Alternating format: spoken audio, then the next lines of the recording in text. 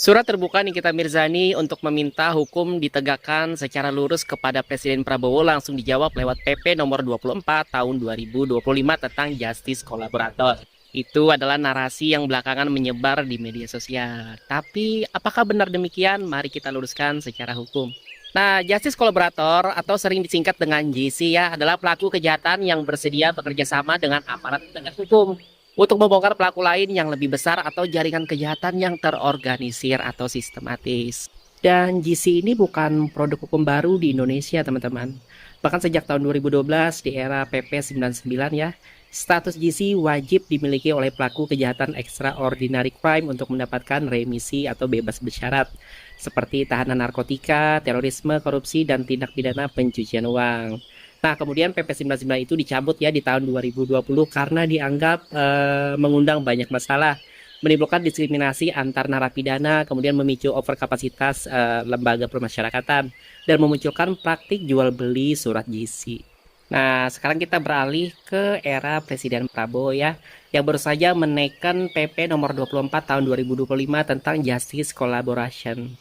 Jadi PP ini memang ditujukan untuk semua pelaku kejahatan ya, dari status tersangka, terdakwa, sampai terpidana.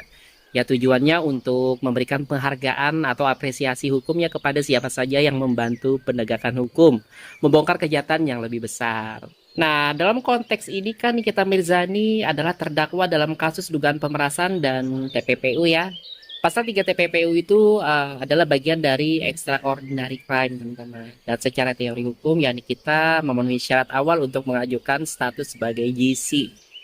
Dengan catatan, ia bukan pelaku utama dan bersedia membongkar siapa sih aktor intelektual di balik kasus dugaan pemerasan ini. Tapi menurut saya ya, itu bukan satu-satunya jalur Nikita Mirzani untuk bisa menjadi JC ya.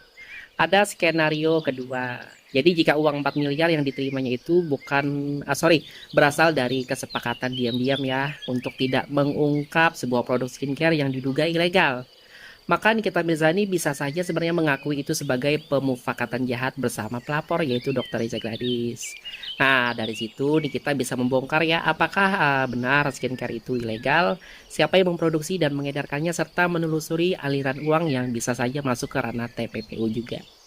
Jadi secara garis besar, teman-teman, PP nomor 24 tahun 2025 ini memang bisa dianggap sebagai jawaban negara ya terhadap keinginan masyarakat untuk keadilan. Apakah Nikita Mirzani bagian dari masyarakat dan sedang menjalani proses hukum? Jawabannya iya.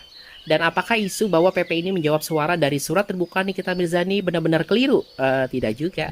Karena meski tidak ditujukan secara personal, substansinya memang menyentuh semua orang yang sedang bersinggungan dengan sistem hukum termasuk di kita.